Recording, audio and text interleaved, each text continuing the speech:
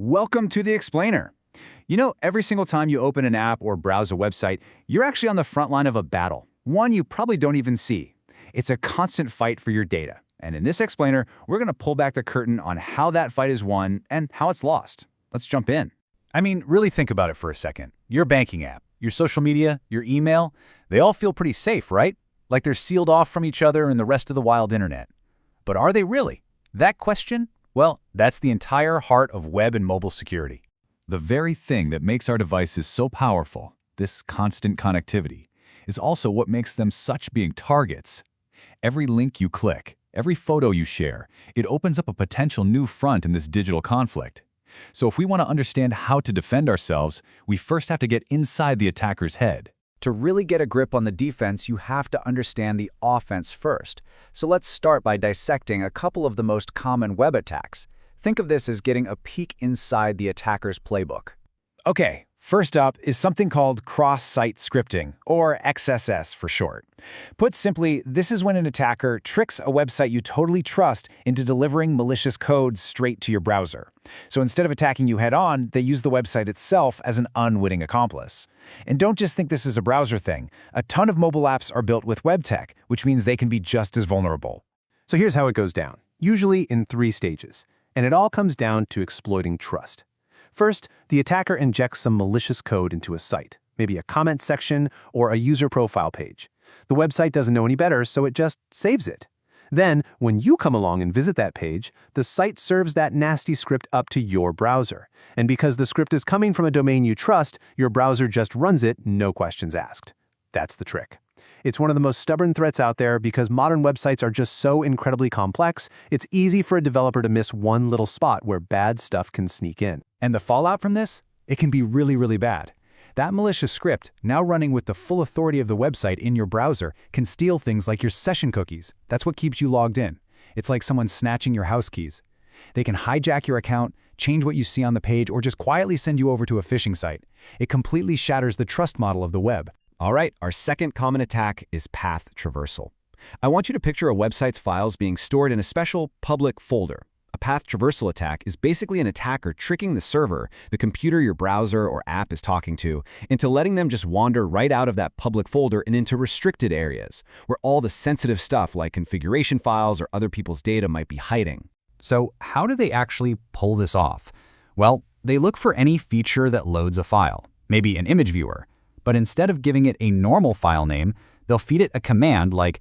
//etc/password. Each one of those ..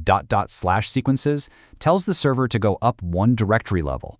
If the application isn't carefully checking its inputs, it'll just follow those instructions right out of the web folder and hand over a super sensitive system file.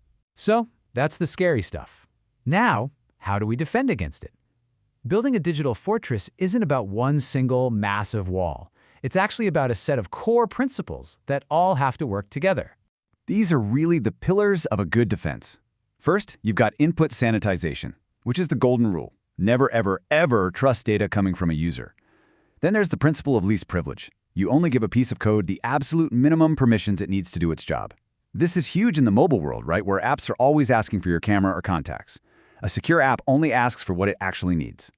Then we have secure defaults, which just means systems should be safe right out of the box. And finally, there's a critical browser rule that holds almost everything together, the same origin policy.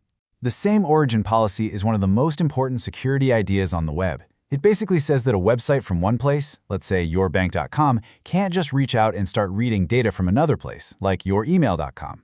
Every website is stuck in its own sandbox. And mobile operating systems have an even stricter version of this, where every single app is locked in its own container, completely unable to see another app's private data unless you explicitly say it's okay. And here's that first principle, input sanitation in action. Check this out. On the left, you've got some vulnerable code. It blindly trusts whatever page value it gets from the URL. That is a wide open door for a path traversal attack. But on the right, the secure code does one simple, absolutely crucial thing first. It sanitizes the input. It strips out dangerous stuff like those .. sequences before it uses the data. That one little step makes all the difference in the world. All right, let's talk about the most visible security feature you deal with every single day. That little lock icon up in your browser's address bar. This is our signal that a chain of trust has been successfully built, both on the web and when your mobile apps are talking to the internet. That little lock signifies the huge difference between HTTP and HTTPS. With plain old HTTP, every bit of data you send, passwords, messages, you name it, travels across the internet in plain text. It's like sending a postcard. Anyone on the network path can read it. HTTPS, on the other hand, wraps that communication in a layer of encryption. It turns your postcard into a sealed, tamper-proof envelope. Now, the magic that powers this is a protocol called Transport Layer Security, or TLS. Before any of your actual data gets sent, your device and the server do this quick negotiation. It's called the TLS handshake to set up a secure, encrypted channel just for the two of them. Now, it's a really complex dance, but we can break it down into 3 simple steps. First, your browser says hello to the server, and they agree on the rules, which encryption methods they're both going to use. Second, the server shows its ID. It's called a digital certificate, and it proves the server is who it claims to be. And finally, using that certificate, they both securely create a brand new, secret key for this session that only they know. From that point on, everything is encrypted with that key. But here's the thing.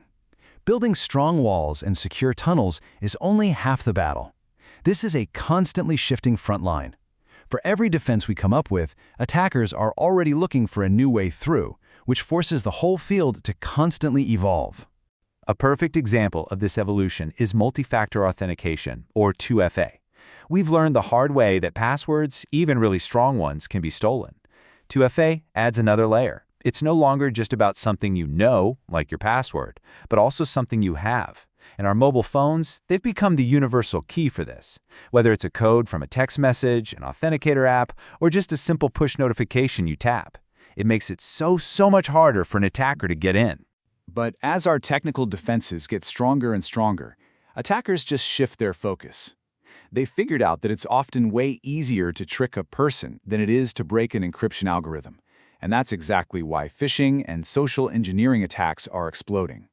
They target the most unpredictable and often the most vulnerable part of the entire system, us. This quote from the cybersecurity body of knowledge just nails it. When security fails, it's often for one of 2 very human reasons. Either people are unable to do the right thing, maybe the policy is just too confusing or a tool is a pain to use, or they're unwilling to. Maybe because the security stuff just gets in the way of them doing their job quickly. And that leaves us with this final thought to chew on. We can build fortress-like code with perfect encryption and flawless logic, but security is a system, and that system includes both technology and people. As we look to the future, the biggest challenge isn't just about writing better code. It's about designing systems that work with human nature, not against it. So what do you think is the real weakest link, our code or our behavior?